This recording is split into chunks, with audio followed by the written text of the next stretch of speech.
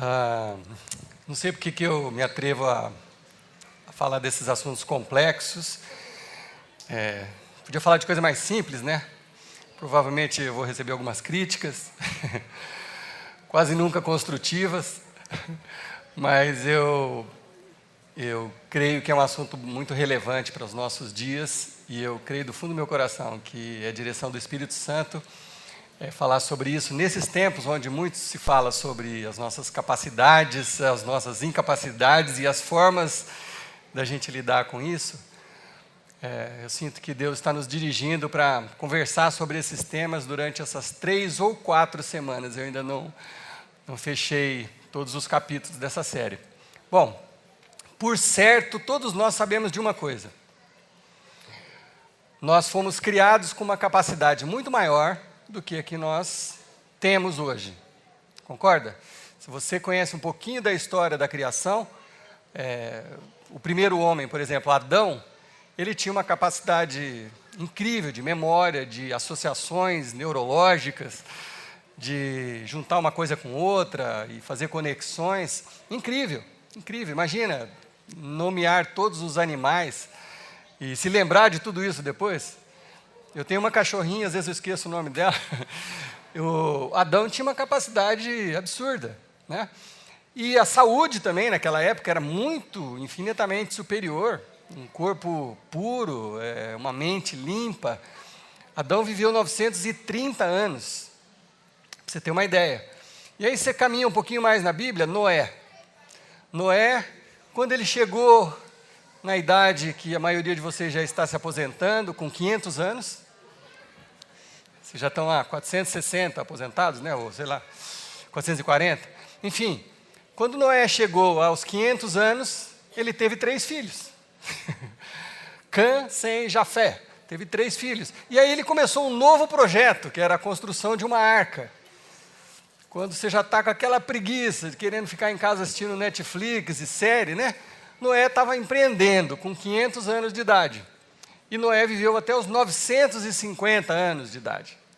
Então, o que aconteceu conosco nesse tempo todo, que as nossas capacidades físicas e mentais foram murchando, e nós fomos perdendo aquilo que Deus nos deu. O que aconteceu? Bom, essa é uma das perguntas que nós vamos responder nessa série. Mas eu quero começar respondendo a primeira pergunta que está no seu boletim, que está no flyer da série, que eu já quero resolver de uma vez, porque se você veio aqui só por causa dessa resposta, você nem precisa vir os outros domingos. Tá? Já vou responder a primeira pergunta. O que tem em comum a bioquímica, a hipnose, o pensamento positivo, a biomedicina, a fé? O que essas coisas têm em comum? A resposta é muito simples. Todos afirmam que as nossas capacidades são muito maiores do que as que nós vivenciamos. Todo mundo fala isso. A bioquímica diz que, com alguns medicamentos, você pode conseguir resultados melhores. Você pode mudar as conexões do seu cérebro. As pessoas que estão com depressão, às vezes através de medicamentos, com uma maior produção de serotonina, elas têm um resultado melhor, que pode, inclusive, ser o da alegria, muitas vezes. Algumas medicações, as drogas, que geralmente, quando a gente fala em droga, a gente já pensa em drogas ilegais, mas as drogas legais e ilegais estão aí para abrir as nossas capacidades mentais e desenvolver. A psiquiatria, a psicologia, está aí para nos auxiliar também. É certo que alguns traumas que você enfrenta na infância ou nos seus relacionamentos, é certo que esses traumas criam bloqueios que te impedem de exercer o máximo da sua mente. Você fica assustado, com medo. E essas terapias te ajudam a superar isso. Maravilha. Por quê? Porque você tem capacidade de superar isso apenas entendendo algumas coisas que aconteceram com você. É isso que diz os psicotratamentos, sejam quais forem. A hipnose é um dos mais estranhos desses todos, mas a hipnose também diz assim, que nós temos, eu vou explicar isso melhor na semana que vem, mas diz que você tem a gente tem um inconsciente, o consciente e a nossa ação. A hipnose tenta tirar a barreira entre o inconsciente e a ação. Portanto, você é capaz, sob um transe, de fazer coisas que você normalmente não faria. Uma pessoa é gaga, e aí, num transe hipnótico, num tratamento, com uma coisa séria, com medicina e tal, a pessoa para de gaguejar, talvez num tratamento prolongado de hipnose. Está dizendo a mesma coisa, nós temos capacidades na nossa mente que nós não estamos usando. E a fé, obviamente, que fala disso. Jesus fez tanta coisa, ele disse, olha, se vocês entenderem o que eu vim explicar, vocês podem fazer as mesmas coisas que eu fiz e muito mais. Imagina, fazer muito mais do que Jesus fez. A fé está dizendo, olha, de uma outra forma, obviamente, mas a fé está dizendo, olha, nós temos capacidades intrínsecas de produzir muito mais do que nós estamos produzindo. E a fé diz que foi o pecado que criou essas barreiras e que nos atrapalha a exercer todo o nosso potencial. Então,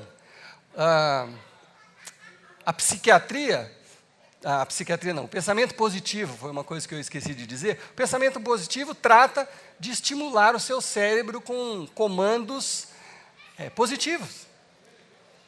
Eu posso, eu consigo, eu sou capaz, aquela coisa de você ficar repetindo para si mesmo, de alguma forma, funciona também. Não funciona em termos amplos, mas funciona. Você acaba falando para você mesmo que você vai conseguir, aquilo te motiva. É o contrário de você ficar falando, eu não vou dar certo mesmo, nada vai funcionar. Os resultados são nítidos, a diferença é nítida entre um e outro. Então, funciona também, mas é um estímulo para o cérebro, né? Mas é óbvio que eu não vou ficar 3 ou 4 capítulos falando das terapias convencionais. Não sei se você percebeu, você está numa igreja. Então, obviamente que o nosso foco aqui vai ser a libertação da mente, do corpo, proposta por Jesus Cristo. É a libertação que Jesus veio anunciar. É lógico que esse vai ser o nosso foco, mas nós vamos usar todas essas terapias para nos ajudar a entender o que a gente pode com a nossa mente. Mas, se a gente fosse fazer um comparativo entre todas essas, vamos chamar de terapia, vou colocar a fé no meio só para ficar mais fácil de entender. Se a gente fosse fazer um comparativo, a fé, disparado, ganharia de todas as outras opções. Por quê? Porque Jesus foi o sujeito que viveu nesse planeta e que teve a maior capacidade de todos, antes dele, depois dele. Jesus foi a pessoa que exerceu inteiramente todo o poder contido nele. Jesus não tinha bloqueios, Jesus não tinha travas para nada. De alguma forma, Jesus fez coisas que ninguém mais fez.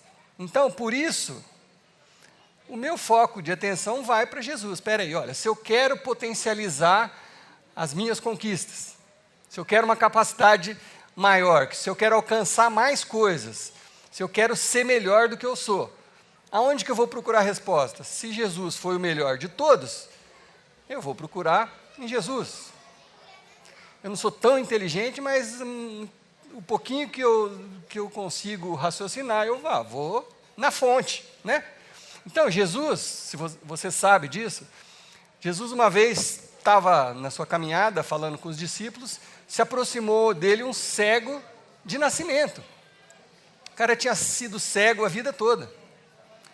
E chegou para Jesus em busca de um milagre. E quando esse homem se aproximou de Jesus, Jesus fez uma coisa estranhíssima. Estranhíssima.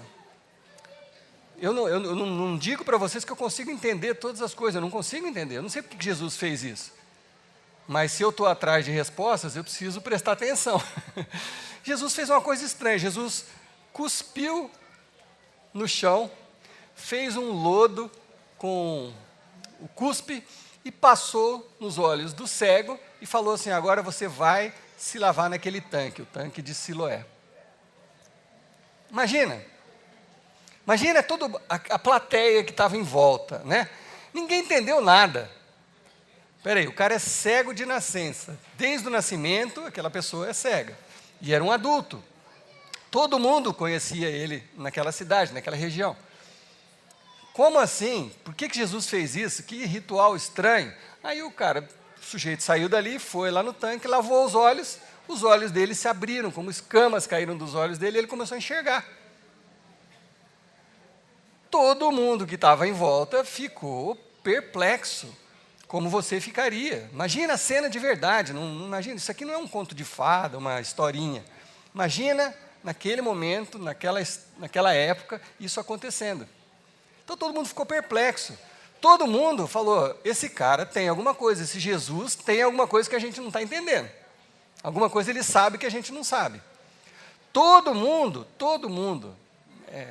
deu crédito para Jesus e ficou maravilhado com o que Jesus tinha feito, à exceção dos religiosos que odiavam Jesus. Eles já partiam do princípio que qualquer coisa que Jesus fizesse, eles odiariam. Então, esses religiosos, o que eles fizeram? Quando começou aquele tumulto, Jesus curou um cego de nascimento, todo mundo conhecia esse cego, aí os religiosos chamaram esse sujeito para conversar. Vem cá, senta aí. Quantos dedos eu tenho aqui? 5? Você está enxergando? Estou. É verdade que você era cego desde que nasceu? Claro que é verdade, todo mundo sabe. E o que aconteceu? Jesus passou o lodo nos meus olhos, fui lá, lavei, estou enxergando. Você não deve estar falando a verdade, isso deve ser mentira. Chama os pais desse rapaz aqui, chama os pais. Chamaram os pais. Senhores, esse aqui é o seu filho? Ele é cego desde pequenininho, desde que nasceu? Sim, é cego desde que nasceu. O que aconteceu com ele? Os pais falaram para os intelectuais, fariseus, pergunta para ele. Simples assim. Depois você lê lá na sua Bíblia. Simples essa pergunta para ele. Ele falou, mas ele está falando que era cego, agora ele está enxergando? Pergunta para ele o que aconteceu. Aí voltaram para o sujeito. E daí, o que aconteceu com você? Ele falou, peraí, eu já não expliquei? Por acaso vocês estão querendo se tornar discípulo dele? Vai lá falar com ele. O homem falou assim para os fariseus. Mas é óbvio, eu não sei o que aconteceu. Eu não sei. Eu sei que eu era cego e agora eu estou enxergando. Aí num outro momento, uma coisa bem mais simples, Jesus estava passando e convidando os seguidores, os discípulos. E Jesus era bem ousado. Ele chegava, apontava o dedo e falou, você, siga-me. Oi, como assim? Vem comigo que você vai entender. E Jesus fez isso com todos os 12 discípulos, ele fez isso com um seguidor dele chamado Filipe. E aí Filipe ficou tão maravilhado com os milagres de Jesus que ele foi chamar um amigo dele chamado Natanael. Falou, Natanael, encontrei aquele que os profetas tinham anunciado, Jesus de Nazaré, venha conhecer. Ele falou, Jesus da onde? De Nazaré. O cara falou, mas pode nascer alguma coisa boa em Nazaré? Nazaré é uma cidade muito pequenininha, Aí Filipe falou assim, vem e vê. Vem. Não fica argumentando, conversando, intelectualizando tudo, como a gente faz às vezes. Não, mas será que Jesus existiu? Será que é isso? Será que é aquilo? Vem e vê. Experimenta. Faz o teste. E Natanael foi, chegou lá, Jesus olhou para Natanael e falou assim, eis aqui um verdadeiro israelita, um seguidor das leis. Natanael falou, ei, como assim? Como é que você me conhece? Ele falou, eu te vi embaixo de uma árvore, de uma figueira, quando você ainda não tinha ouvido falar de mim. O Natanael ficou tão encantado que falou, o senhor é verdadeiramente o Filho de Deus, porque só alguém assim poderia ter visto a distância, porque Jesus ele teve uma visão fora do lugar onde as coisas estavam acontecendo. Então o homem ficou maravilhado com isso. Jesus falou para ele, Natanael, só por isso você está maravilhado? Você vai ver coisas ainda muito mais incríveis do que essa. Um dia Jesus chegou num túmulo, tinha um morto há 4 dias, enterrado no túmulo. Na verdade era um túmulo judeu, antigo, uma pedra na frente. Ele estava lá todo embalsamado, mas há 4 dias já estava morto, então já estava fedendo. E Jesus chegou lá e falou assim, olha, tirem a pedra do túmulo. Ninguém entendeu, ninguém concordou. Falaram, você está louco? já está fedendo o negócio, como é que você vai abrir a pedra? Jesus falou, tira a pedra. Tirou a pedra. Jesus falou, Lázaro, vem para fora. Ele fez uma oração rápida, Jesus. Deus, obrigado porque o Senhor sempre me ouve. Lázaro, vem para fora. Lázaro saiu do túmulo. Vocês entenderam? Lázaro estava morto há 4 dias e reviveu no mesmo instante. Isso não é uma história da carochinha, não é história da Disney. Isso aconteceu. Então, você imagina o impacto em todas aquelas pessoas. O que esse homem tem? O que ele veio oferecer que ele consegue esse tipo de coisa que ninguém nunca conseguiu? E Jesus fez o maior de todos os milagres, que foi com ele mesmo. Jesus anunciou a própria morte. Eu não sei se você tem a sua religião favorita, ou o seu mentor favorito, ou guru, seja lá o que for, mas você pode procurar em qualquer religião, em qualquer seita, em qualquer situação da humanidade, você não encontra ninguém, nenhum sequer, homem que se diz profeta, que começou uma religião, começou alguma coisa, que anunciou a própria morte, morreu e falou que ia ressuscitar no 3º dia e ressuscitou no 3º dia. Ninguém mais fez isso, só Jesus. E quando Jesus morreu e tinha anunciado a sua morte, foi tão natural o que aconteceu. Jesus realmente morreu, as pessoas viram ele pendurado na cruz, esvaindo em sangue, acabou o sangue dele, ele morreu, foi sepultado, todo mundo viu isso. Foi tão natural que ele estava morto, que nem os discípulos não acreditaram que ele ia ressuscitar. Sabiam disso? Eu já preguei uma vez sobre isso. Mas nem os discípulos não acreditaram, porque nenhum deles colocou uma cadeirinha lá na frente do túmulo no domingo e ficou esperando. Né? Imagina, todos os discípulos sentados ali, aí passa um carinha com isopor, alguém quer coxinha, uma coca, não sei o que e tal, porque está todo mundo ali na expectativa, né? Passando a noite de sábado, esperando chegar o domingo. Não tinha ninguém. Não tinha ninguém. Quando Jesus ressuscitou, só tinha os guardas lá, só eles que viram. Nem Pedro não estava lá, estava todo mundo escondido, porque, tudo bem, Jesus fez tanta coisa, mas ele mesmo ressuscitar, e Jesus ressuscitou, depois comeu com eles, depois Jesus foi visto por cerca de 500 pessoas. Então esse tal de Jesus deve ter alguma coisa para nos ensinar em relação a nós mesmos, é com ele que nós vamos aprender algumas coisas. Porque as terapias convencionais, a biomedicina, até hoje não conseguiu curar um cego de nascença instantaneamente. Ainda não existe essa possibilidade. A psicoterapia é muito eficaz, mas ainda continua tendo milhões e milhões de pessoas com depressão, que não conseguem varrer os traumas do passado. O pensamento positivo não consegue tirar o mal de dentro da pessoa. Ele te auxilia, mas não tira o mal de dentro de você. A hipnose, por mais que cure alguns traumas, eu nunca vi alguém que era surdo e foi curado por hipnose. Portanto, o que Jesus fez para nós é um referencial muito maior e é por isso que a gente vai dar ouvidos a ele. Então, portanto, sejam bem-vindos à sua nova maneira de pensar, à sua nova mente, uma mente transformada e liberta por Jesus Cristo. É esse o objetivo dessa série. Se você tiver paciência até o final, a gente gostaria muito que, se você colocar algumas coisas em práticas do que nós vamos estar falando aqui, que são unicamente bíblicas, você pode experimentar essa liberdade na sua própria vida e alcançar resultados que você não está acostumado a alcançar. Mas é óbvio que isso vai exigir um certo esforço.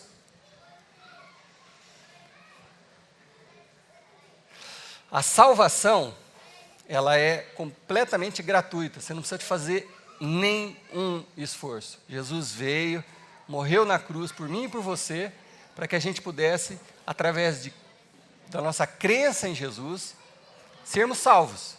Então a salvação, para quem creu em Jesus, ela está disponível, você já está salvo. Quando você morrer, você já tem um lugar na eternidade de Deus. a salvação é gratuita, não exige nenhum esforço. Se você precisar fazer algum esforço, se você ouvir algum líder espiritual falando que você precisa disso, disso, disso para ser salvo, não acredite. Não acredite, a não ser que ele esteja dizendo, creia no Senhor e Salvador Jesus Cristo. Mas qualquer outra coisa que você precisar fazer para adquirir a salvação, é mentira. Porque a salvação é de graça, é o dom gratuito de Deus. Então, para a salvação, a gente não precisa de esforço. Mas o discipulado, o crescimento, pode custar a sua vida. Para você conseguir, para você se aproximar cada vez mais de Jesus, algumas coisas suas você vai ter que abrir mão. Porque algumas coisas não caminham juntas, elas não conseguem caminhar juntas.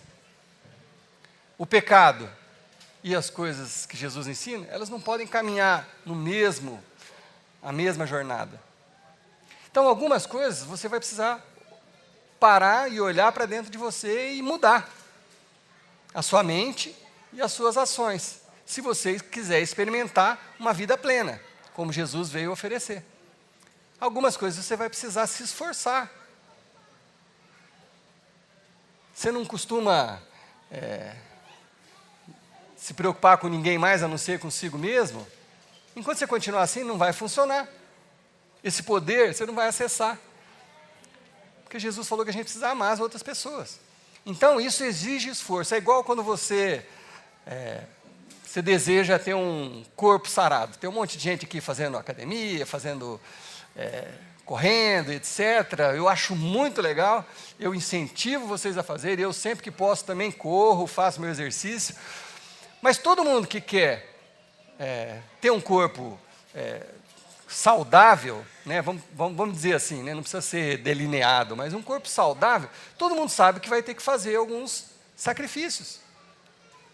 Tem um amigo meu aqui sentado aqui na frente que ele acorda todo dia 5h30 da manhã. 4h40 da manhã para correr. É maluco, completamente maluco. 4h40 ele acorda, 4h40 não quer nem ouvir falar de nada. Ele acorda para ir correr e está colhendo os resultados. É fácil? Não é fácil. Todo dia você acorda 4h40 e fala, que delícia, sair para correr nessa chuva, né? Claro que não. Claro que não. Mas para você conquistar alguns objetivos, isso vai exigir de você um sacrifício. Então, no caminhar com Jesus, o discipulado, aquilo que te aproxima de Jesus, e para que você possa ter acesso às coisas que Jesus oferece para a gente, algumas coisas você vai ter que repensar. Por isso que a gente vai falar muito sobre a mente. Algumas coisas você vai ter que mudar em você mesmo, né? Bom, vamos então direto para a palavra, para que a gente possa começar a nossa jornada, né? E eu quero ler dois textos com vocês, um bem curtinho, que é esse primeiro, que está lá em João capítulo 8, que é muito, muito interessante. O contexto desse texto, a maioria de vocês conhece. Em João 8, Jesus tinha acabado de libertar uma mulher, na frente de todo mundo, libertar ela dos seus próprios pecados. Jesus tinha acabado de libertar uma mulher da morte, porque ela ia ser morta. Jesus estava ensinando no templo, aí alguns fariseus trouxeram aquela mulher, pega em adultério. Eles não estavam nem aí para a mulher, quando eles trouxeram a mulher. A questão deles era com Jesus. Eles queriam pegar Jesus numa pegadinha. O que a lei de Moisés fala isso? Então a gente tem que matar ela ou que o senhor fala uma outra coisa? Qual que é a sua resposta, Jesus? Né? Aí agora nós pegamos ele, porque se ele falar para soltar, ele está indo contra a lei de Moisés. Se ele mandar matar, ele está sendo cruel com a moça. Então, agora nós pegamos Jesus. Né? E aí Jesus disse aquela célebre frase que todos vocês, ou a maioria de vocês sabe. Jesus falou, olha, então, quem nunca pecou, comece, joga a primeira pedra na moça. E Jesus não deu bola, baixou e continuou desenhando. Aí talvez alguns até tomaram posição, mas aí, peraí. Tem que buscar meu filho na escola? Hoje não vai dar. Então, foram saindo de fininho, um e outro, aí ficou Jesus e a mulher. Jesus falou, olha, eu não vim aqui para condenar ninguém. Se ninguém te condenou, eu também não te condeno. Aí Jesus deu a instrução, vá e deixa essa vida de pecado. Você quer resultados melhores? Você quer fugir de apedrejamento? Você quer que sua vida melhore? Vá e abandone a sua vida de pecados. Nesse contexto, um pouquinho mais à frente, no mesmo capítulo, João 8, Jesus disse o seguinte, porque vocês conhecerão a verdade e a verdade os libertará. Você tem que estar de frente para a verdade para você ser livre. Você vai conhecer a verdade e a verdade vai te libertar. Eles lhes responderam, como alguns de nós respondemos, nós somos descendentes de Abraão e nunca fomos escravos de ninguém. Como você pode dizer que seremos livres? Não é isso que talvez esteja passando pela sua cabeça? Ué, eu não estou numa prisão. Aquela música de abertura, né? Fantástica letra daquela música, não sei se vocês conseguiram prestar atenção, mas fala disso, eu vivo dentro de mim, né, o meu cérebro, na minha cabeça é uma prisão, parece que eu estou numa cela, não consigo fazer as coisas que eu quero fazer, eu acabo magoando todo mundo, é isso que diz a letra, maravilhosa. Jesus está diante dessa situação dele e eles estão falando assim, mas a gente não é escravo, a gente é tudo livre, escravos são aqueles lá, nós não somos escravos. É isso que eles tentaram argumentar. Mas Jesus respondeu, digo-lhes a verdade, todo aquele que vive pecando é escravo do pecado. Se você vive pecando, você sim é escravo do pecado. E isso tem te impedido de conquistar muita coisa, de conseguir muitas das coisas que Jesus veio te oferecer. E quando a gente fala em pecado, nossa mente vai direto nos clichês, né? Você já pensa, adultério, roubo, assassinato, né? Drogas pesadas, né? Isso que é pecado. Mas Jesus não fala nada disso. Jesus não fala disso. A gente precisava olhar para os pecados que a gente considera pequenos, como mentir, é um pecado menorzinho, né? Que não fazer o bem é pecado. É pecado. É pecado. Não respeitar as autoridades que Deus colocou sobre a sua vida, é pecado? É pecado. Uai, sou.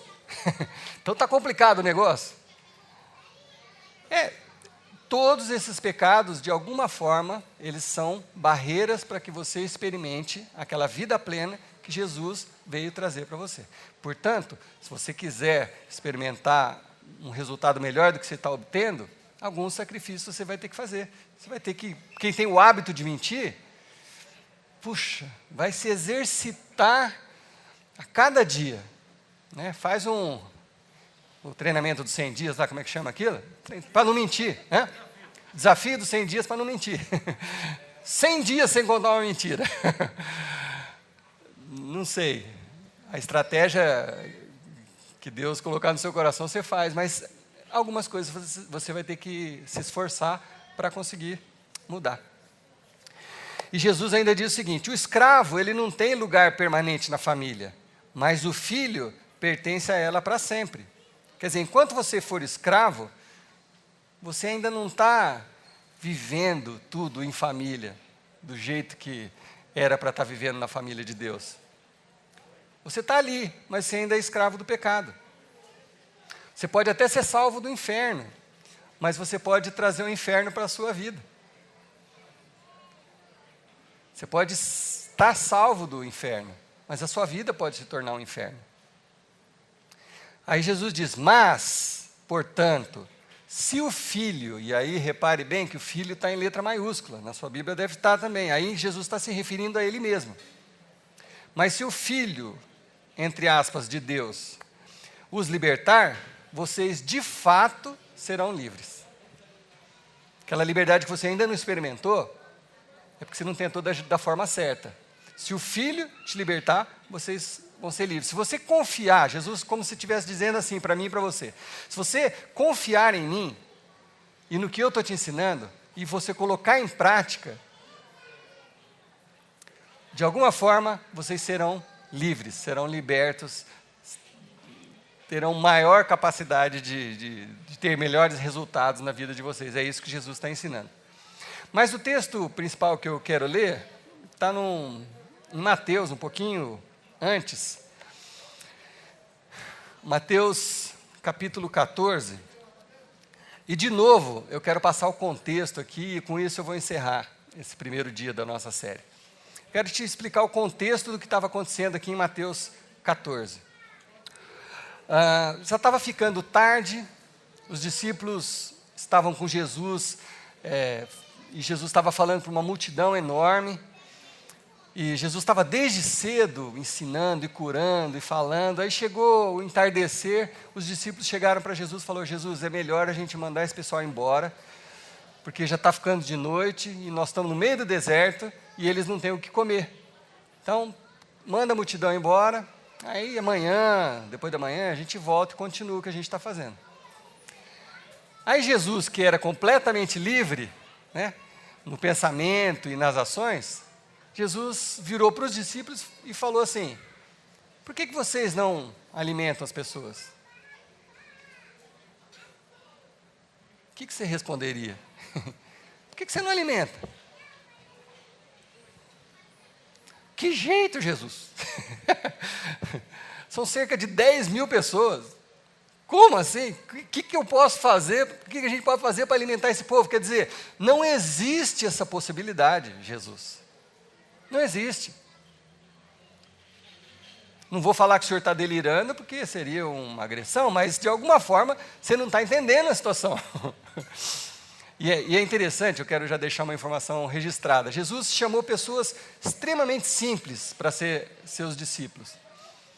Jesus chamou pescadores, analfabetos, gente do povo mesmo, que era para que as coisas ficassem claras o suficiente para todo mundo.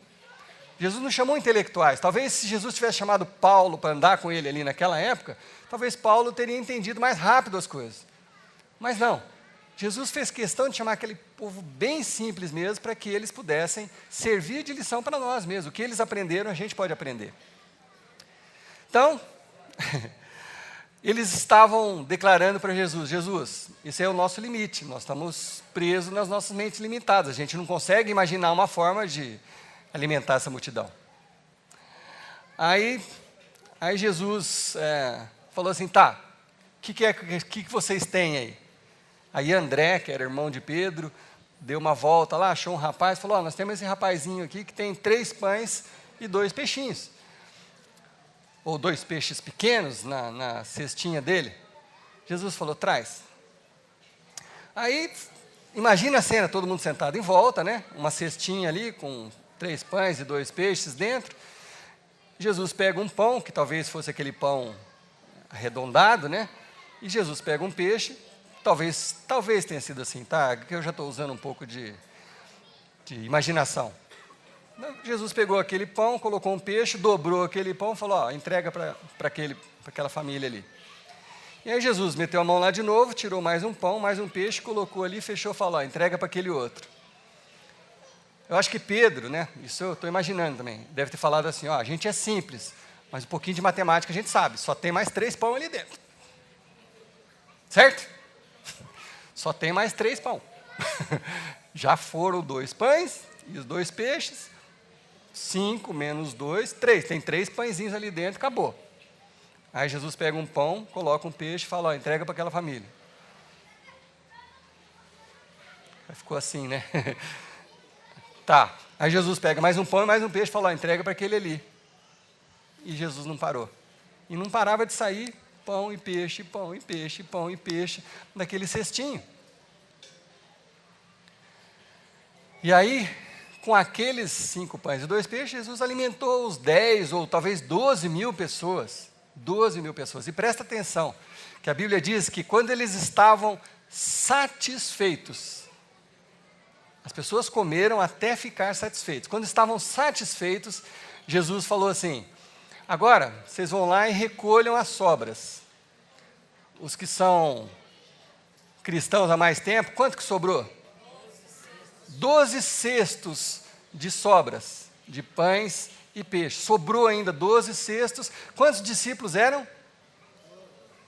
Não entendi. 12 discípulos. Quantos cestos para cada um? Olha só. Vocês são muito mais inteligentes que o povo que Jesus chamou na época. Cada um saiu com um cesto de comida. Eles estavam satisfeitos, fartos, e ainda levaram embora, cada um cesto de alimento. O que você imagina depois disso, se Jesus agisse assim com você? Você fala assim, bom, não largo mais esse cara, né? Se ele falar pula daqui, eu pulo. Se ele falou deita e rola, eu deito e rolo. Eu não largo mais. Imagina, eu vi isso diante dos meus olhos, né? E o que aconteceu a seguir? Jesus estava cansado, exaurido, ficou o dia todo ali falando. Jesus pegou e falou, olha gente, eu preciso recarregar as minhas baterias. Presta atenção nisso também, né? Importante você recarregar as baterias. Jesus falou, eu preciso recarregar minhas baterias. Jesus foi para o monte, ficar a sós, queria ficar sozinho, largou a multidão, largou os discípulos, falou, ó, pega o barquinho e vai lá para Cafarnaum, atravessa o mar aí. E é esse texto que eu vou ler algumas coisas com você, né? Vocês sabem da história, eu não vou fazer surpresa nenhuma aqui, mas eles estão indo lá cerca de 5 quilômetros mar adentro, e Jesus estava lá no monte orando. Aí o mar começou a ficar agitado, igual na outra música que a gente cantou aqui. Que engraçado, você vai na capela, parece que a música tem a ver, parece que alguém pensou nisso. Claro que pensou, né? O mar foi ficando agitado, e as pessoas estão ali, os discípulos estão ali no barquinho, e qual que é a reação deles? Vamos pensar junto comigo, quero a ajuda de vocês. Qual que é a reação dele? O mar começa a ficar agitado, o que Pedro falou? Gente, fica tranquilo, nós somos parça do cara, né? É isso que aconteceu?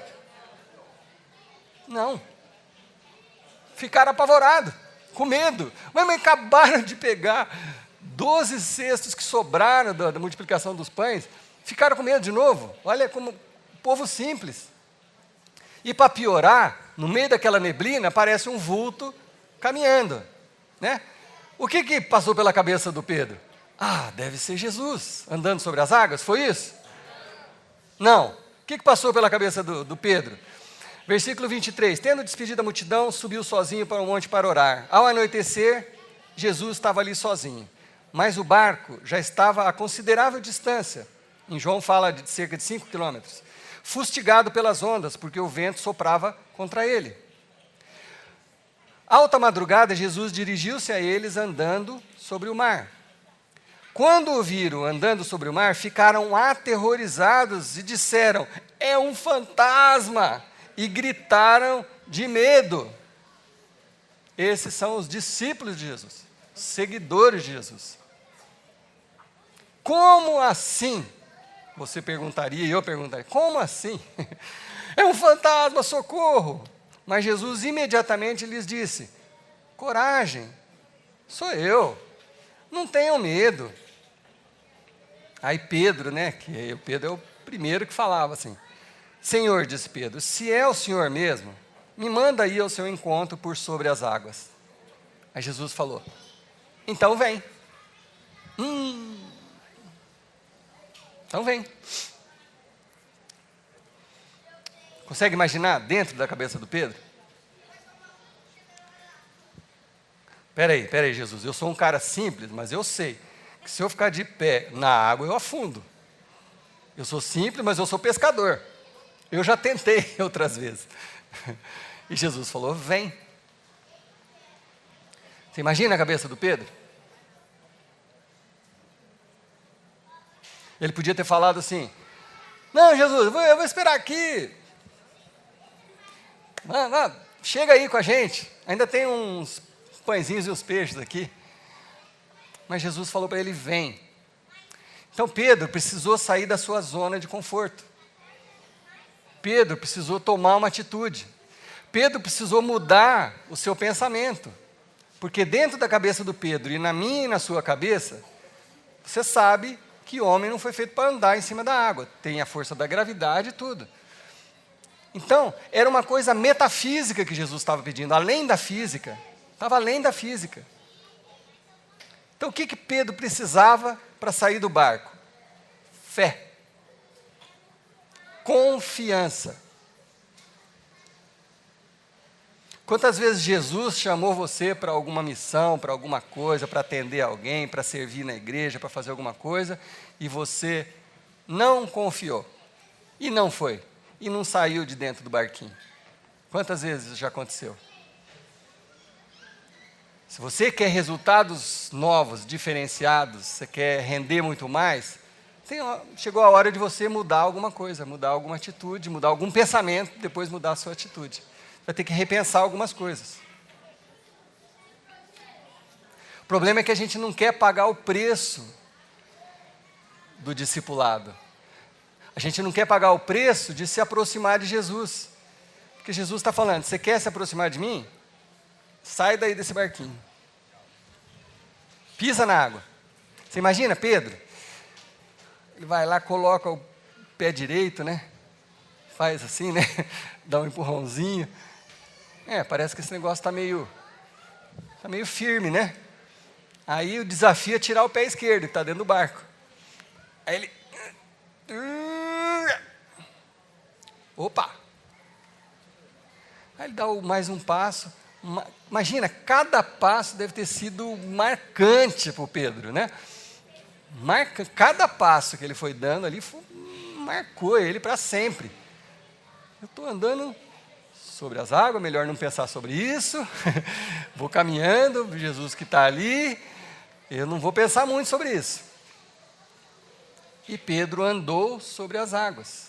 Um homem simples, como eu e você, menos alfabetizado do que todos nós aqui, andou sobre as águas. O que abre um precedente para que qualquer um de nós possa andar sobre as águas, de forma literal ou metafórica. Mas a gente pode ousar se Jesus está nos chamando. Se a gente confiar, foi isso que Pedro fez. Mas chegou um momento que ele duvidou, né? Muitos de vocês já leram ou já ouviram essa história. Mas continuando aqui o texto, então Pedro saiu do barco, andou sobre a água e foi na direção de Jesus. Mas quando ele reparou que estava ventando, ficou com medo. E aí ele começou a afundar e gritou: Senhor, salva-me. Jesus, até aqui estava indo bem, mas deu um medo agora. Eu já estou a uns 10 metros do barco, agora deu medo, essa tempestade, né? E outra coisa interessante da gente observar, que os ventos, o mar revolto, vêm para todo mundo, para os bons e para os maus. As tempestades vêm na vida de todos nós. Os cristãos e os não cristãos, os muçulmanos, os ateus, as tempestades vêm. O que vai fazer diferença é em que direção que você está caminhando, para saber se você vai ter confiança para passar por aquela tempestade. Então, a hora que Pedro voltou a olhar para o que estava acontecendo à volta dele e falou assim: não acredito, eu estou em cima da água. Ele começou a afundar e Jesus foi lá, como ele faz comigo, faz com você. Estendeu a mão, levantou Pedro de novo. Imediatamente Jesus estendeu a mão e o segurou. E disse: homem de pequena fé, por que você duvidou? Por que você duvidou? Sou eu que te chamei. Você viu isso, você viu aquilo. Eu estou te chamando. Vem, vem. Quando entraram no barco, o vento cessou. Então os que estavam no barco o adoraram, dizendo: verdadeiramente, tu és o Filho de Deus. Tem uma expressão que a gente usa muito, que é assim: estamos todos no mesmo barco. Já falou isso? Já ouviu isso? Estamos todos no mesmo barco. Estamos sim, todos no mesmo barco dessa vida, nesse planeta, nesse instante eterno, nessa condição humana, sob as forças da gravidade, as forças espirituais, as forças do mal. Estamos todos no mesmo barco, nós todos estamos vivendo situações parecidas. Todos nós enfrentamos tempestades, todos nós enfrentamos desafios. O que vai fazer diferença no seu barquinho é em quem você confia. Isso vai fazer diferença. Porque se você confiar nesse Jesus que está apresentando essa verdade para você, essa verdade que liberta, se você confiar nesse Jesus, se Jesus te chamar e você for, você não vai fazer parte do mesmo barco, você já vai estar numa outra história. Uma outra história. E às vezes, o vento vai te assustar de novo. Mas Jesus está ali, para estender a mão de novo. Opa, vem cá. Levanta. Então a pergunta que você deveria se fazer agora, e eu faço a mim mesmo, é: qual é a minha zona de conforto? Aonde que é que Jesus está me chamando, que eu estou com medo e não estou querendo sair do lugar que eu estou? O que é que eu estou tão acostumado a fazer que eu não quero parar de fazer? Porque se custar isso para eu me aproximar de Jesus, talvez eu prefira ficar com esse pecado.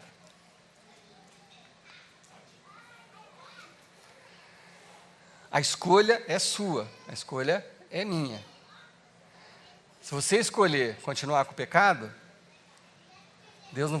Jesus não vai te punir por isso, nem Deus não vai te punir por isso.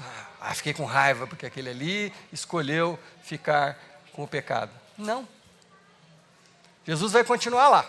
Ó, estou aqui, tá? A hora que você estiver precisando de um resultado diferente, tenta esse caminho. Tenta sair do barquinho e caminhar na minha direção. Muitos de nós fazemos esse movimento só quando a gente se arrebenta. Eu sou testemunha viva. Eu fiz esse movimento quando eu me arrebentei. Quando eu fiquei doente, quando eu fiquei com uma depressão muito profunda, foi aí que eu fiz esse movimento de sair do barquinho, da minha zona de conforto e falar, ó, estou indo na sua direção. Se eu pudesse aconselhar meus filhos, e vocês, da mesma forma que os meus filhos eu posso aconselhar, e vocês, da mesma forma que eu aconselho os meus filhos, não espera se arrebentar para sair do barquinho e andar na direção de Jesus, não espera, porque às vezes tem coisa que vai ficar já está tão destruída que você não vai conseguir reconstruir mais, relacionamento, saúde, você não vai conseguir reconstruir mais, porque já vai estar tão em pedaços, não espera. Qual a área que Jesus está te chamando? Qual a área que Jesus está chamando você? Estou falando para você. Qual a área que Jesus está querendo te tirar dali? Qual é o pecado que você não abre mão de largar? Qual é a falta de ação, de amar os outros, de servir, de cuidar do doente, de estender a mão para o vizinho? Qual é a parte que é difícil para você, ou de abandonar um pecado mesmo, um vício em drogas legais ou ilegais, uma vida dupla? O que é que Deus está falando? Ó, você quer resultado melhor? Você quer uma performance melhor? Você quer atingir níveis que você nunca atingiu? Sai do barco, vem na minha direção. Quando você fizer esse movimento, você vai experimentar a vida plena que eu vim oferecer. Você vai experimentar a perfeita, agradável vontade de Deus na sua vida. Mas isso, vou usar a palavra com toda a clareza, isso vai exigir algo de você. Vai exigir que você faça um movimento, que você mude essa forma de pensar e haja. E aí, se você fizer, você vai andar sobre as águas. Como disse a música, como disse o texto, você vai conseguir resultados que você tem buscado e não tem conseguido. Você vai viver em alta performance, sua saúde vai ser melhor, todas as coisas. Você vai continuar enfrentando tempestades, ninguém vai livrar você das tempestades, mas você vai estar além das tempestades junto com Jesus. Porque sozinho a gente não consegue, mas com Jesus, Pedro foi lá, encontrou Jesus, voltou para o barco, tempestade, foi embora. Quem quer isso para a vida? Diga amém, vamos uma palavra clichê, amém. Quem quer isso para a vida? Eu também quero. Vamos orar então? Pai querido, obrigado pela tua palavra e obrigado porque a tua palavra é a verdade. Obrigado pelo plano de salvação e obrigado pelo plano que Jesus veio apresentar para que fôssemos discípulos dele, seguidores dele. E obrigado que através de Jesus a gente pode ser livre, verdadeiramente livre. Livre dos traumas, dos medos, das inseguranças. Nós sabemos que com Jesus, confiando em que Jesus estará com a gente em todos os momentos, isso nos dá uma segurança para enfrentar qualquer tempestade, qualquer que seja ela. Então, Deus, hoje e nesses dias dessa série, esteja falando aos nossos corações. O que é que nós precisamos entregar? O que é que nós precisamos deixar de fazer? O que é que nós precisamos começar a fazer para que a gente possa se aproximar de Jesus? Eu oro por cada vida, Senhor Deus, cada um que está aqui nessa noite. Eu oro por aqueles que ainda vão ouvir essa mensagem depois. Que o Teu Espírito esteja trazendo mudança de mente, de coração, de espírito, de corpo. Que em nome do Senhor Jesus Cristo, a gente possa viver essa vida plena que o Senhor veio nos oferecer. Que a gente possa ter a coragem de agir conforme os Teus ensinamentos. Eu faço essa oração em nome desse Jesus, Seu Filho de Deus, que veio a esse mundo para nos salvar, de nós mesmos e das mazelas desse mundo. Em nome desse Jesus é que nós oramos. Amém. Que Deus os abençoe. Domingo que vem estaremos de volta com mais um capítulo. Venha, traga um amigo, nos ajude. Em nome de Jesus.